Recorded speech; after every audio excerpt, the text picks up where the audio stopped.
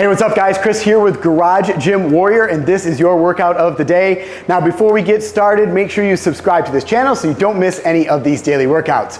All right guys, how this is going to work is I'm going to go over all the movements in the workout and I'm going to describe the workout, and then I'm going to go ahead and queue up a full follow along workout video of this workout so you can get started right now. But if you want to skip all the introduction, skip all the instruction of the movements and jump right into that full follow along workout, I've linked up the point in this video down there in the description, so you can go ahead and click on that and you can get started right now.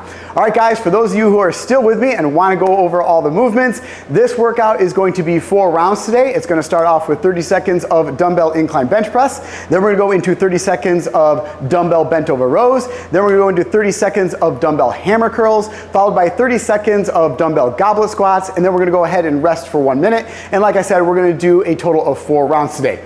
Now I say we're doing 30 seconds of each movement. You don't necessarily have to go for the full 30 seconds. What I'm doing is I'm allowing you 30 seconds to go to failure. So really what I want you to do is choose a weight that you can probably do about 20 seconds, maybe 25 max of that weight, but I want you to go to failure because that's what's really going to build that muscle. So you don't necessarily have to go for the full 30 seconds. If you happen to make it to 30 seconds, maybe go a little bit higher in the weight to kind of force yourself to go to that failure.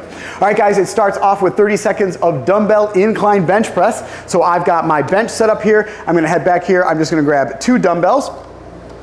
When you're getting into this position of the dumbbells, make sure you're using your legs to assist to get those dumbbells up overhead. We don't want you kind of throwing your arms off to the side with this weight, so keep it close to your body and use your legs to get those dumbbells back and then press them nicely up overhead. From this position, your hands should be about a 45-degree angle. You're gonna bend at the elbows. Your feet are nice firmly on the ground. You're gonna come down to those dumbbells, get down to around the sides of your chest.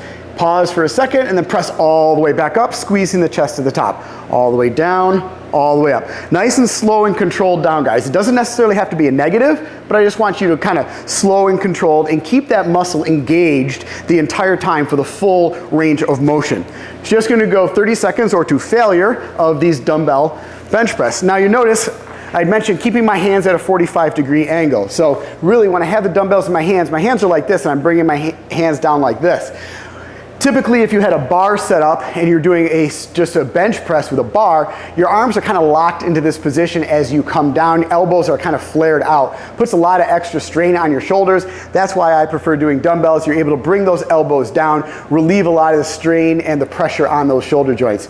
So you're gonna go ahead and do 30 seconds or to failure of those dumbbell incline bench press. Then we're gonna go into 30 seconds of bent over rows.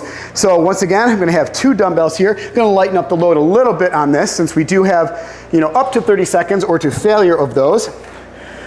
So with these 2 dumbbells, palms are going to be facing each other or facing your hips basically. You want to make sure you're starting with a good foundation here, guys. So your feet should be a little bit wider than hip width apart. You're going to have a slight bend in those knees. You're going to hinge at the hips and you're going to sit back and you're going to kind of bend over with a nice flat back. From this position, palms are going to be facing each other. You're going to keep those elbows close to your sides. Head and neck should be in neutral spine. As you roll back towards your hips, you're going to pause for just a second here, just to engage those lats in the back, and then slow and controlled back down. Once again, don't necessarily have to do a slow negative, but I just don't want you to drop those weights. Keep the muscles under tension the entire time. Grab these 2 dumbbells, nice foundation stance, slight bend in those knees, hinge at those hips. Dumbbells are down by my sides. I'm gonna pull those elbows back. They should be like scraping my ribs as I come back. Pause, squeeze, and all the way down.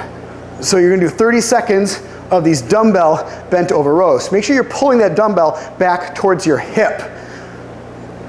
30 seconds of those dumbbell bent over rows.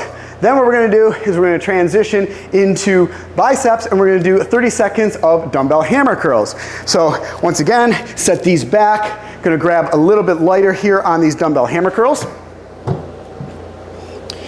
With the dumbbell hammer curls, our hands are going to be basically in the same position they were before. So palms are facing each other, palms are facing your hips. So from here, we're going to alternate these 2. So keep your chest up, roll those shoulders back. Once again, nice little stance here, slight bend in those knees. So head and neck in neutral spine, shoulders back, chest up. You're going to start with the right, you're going to curl up, squeeze that bicep at the top, and then slow and controlled back down.